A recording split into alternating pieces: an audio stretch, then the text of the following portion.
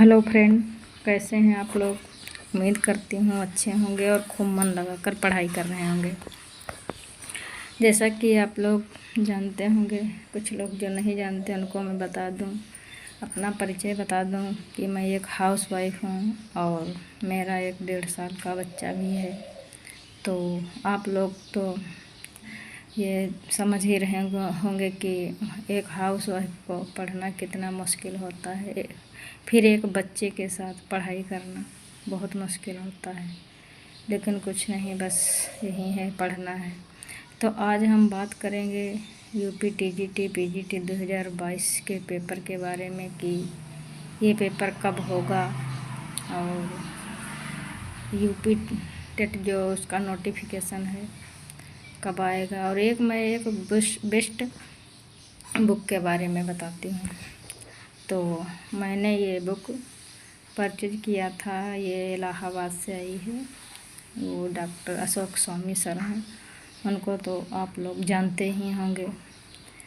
तो ये बुक है, देखो मैं इसको ओपन कर रही हूँ। देखिए इसका कवर पिंक कलर का है। देखो ये बुक है। और तो इस बुक का नाम है वस्तुनिष्ठ काव्यशास्त्र और काव्यांग। ये नज़दीक से देखिए, शायद जो यूपी टीजीटी पीजीटी के बच्चे होंगे उनके पास ये बुक होगी। कुछ लोगों के पास जो नहीं है तो मंगवा लीजिए। फिलहाल हमने मंगवाया है, आ गई है मेरे पास। और वहीं हम इसमें देख रहे थे कि क्या इसमें दिया है क्या नहीं दिया है। तो इसमें पूरा जो है पाठ्यक्रम वगैरह सब दिया है कि टीजीटी का पाठ्यक्रम क्या है, पीजीटी का पाठ्यक्रम क्या है, और राजस्थान आरपीएससी का पाठ्यक्रम और ये सब इसमें दिया है। और उसमें विषय सूची है, देखो शब्द शक्ति दिया है, काव्य लक्षण है, काव्य प्रयोजन है, काव्य हेतु है, काव्य गुण है, काव्य दोष हैं, काव्य रीति है, काव्य रस है, रस निष्पत्ति है, साधारणीकरण है, और ध्वनि संप्रदाय है, वक्रोक्त संप्रदाय है, अलंकार संप्रदाय है, छंद, अलंकार, उत्तराधुनिकता, विखंडनवाद, मार्क्सवाद। और ये द्वितीय जो खंड है इसमें वस्तुनिष्ठ है, परिशिष्ट और सहायक ग्रंथ सूची। तो ये सब है। तो मुझे ये बुक फ़िलहाल अच्छी लगी, मैंने देखा था इस पर सर के टेलीग्राम पे ये बुक कुछ पेज पड़े थे तो देखा, तो उसमें मुझे सही लगी तो हमने ये मंगवा लिया है।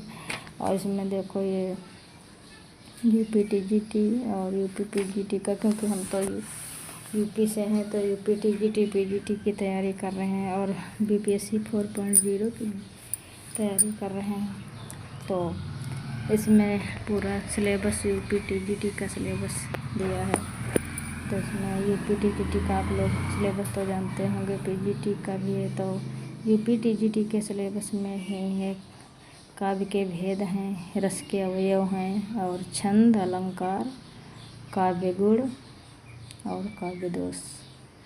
और यूपी पीजीटी जिसमें है रस अवयव और छंद, अलंकार, काव्य गुण, काव्य दोष, शब्द शक्तियाँ। तो ये हैं। तो अपने अपने सिलेबस के, जिसका जो सिलेबस है वो अपने सिलेबस के अनुसार ही पढ़ेगा।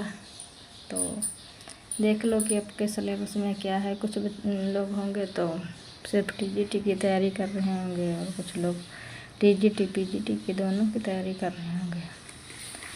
तो उनके लिए ये बेस्ट बुक है। फ़िलहाल हमें ये बुक अच्छी लगी तो वहीं हम इस बुक में देख रहे थे कि क्या है। तो सबसे पहले इसमें शब्द शक्ति हैं। तो शब्द शक्ति की विभिन्न परिभाषाएं, तो इसमें पूरी परिभाषाएं दी हैं कि विद्वानों की परिभाषाएं रामदहित मिश्र की है, राजवंश सहाय हीरा की है, नरोत्तम स्वामी की है, साहित्य कोश के अनुसार। तो कि शब्द शक्ति के प्रकार हैं। और ये इसमें शब्द शक्त शब्दार्थ ये सब दिए हैं। फिर विधा लक्षणा व्यंजना के अंतर हैं। तो बहुत सारी चीज़ें दी हैं, अच्छी चीज़ें दी हैं। तो ये उदाहरण भी बहुत सारे इसमें दिए हैं। तो हमें लग रहा है कि बाहर से कुछ और पढ़ना नहीं पड़ेगा। बाकी उसके पहले तो हम पढ़ रहे थे, सरस्वती पांडे की बुक है और वो पुनीत कुमार की बुक है। तो बाकी सर का नोट्स था, उसमें से पढ़ रहे थे। तो हमने अभी ये बुक मंगवाई है, तो मैंने सोचा अब इसको भी देख लेते हैं। तो अभी फ़िलहाल टाइम है। और रही हाँ यूपी पीजीटी एग्ज़ाम की बात, तो अब जुलाई में तो होगा नहीं। यदि जुलाई में होता तो नोटिस आ जाती कि 30-31 जुलाई को पेपर है।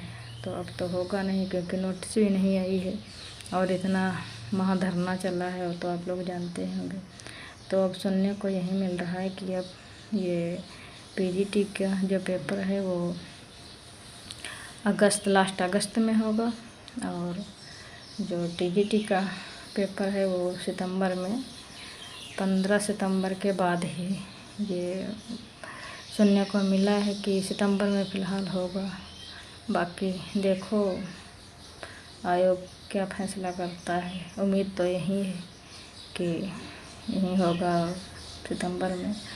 बाकी 4.0 वो बीपीएससी 4.0, तो उसका देखो कब नोटिफिकेशन आता है। बाकी उसकी भी तैयारी कर रहे हैं। तो देखो क्या होता है कब।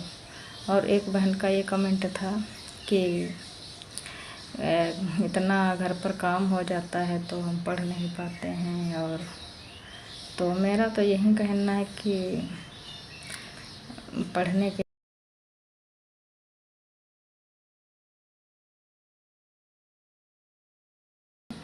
इसके लिए पढ़ने के लिए टाइम निकालो, और काम जो है वो आगे पीछे होता रहेगा। यही है, नहीं तो फिर बहुत पीछे हो जाओगी। पढ़ने के लिए टाइम निकालना ही है, और हम लोगों को बस पढ़ते रहना है। तो यही है। तो ठीक है फ्रेंड, फिर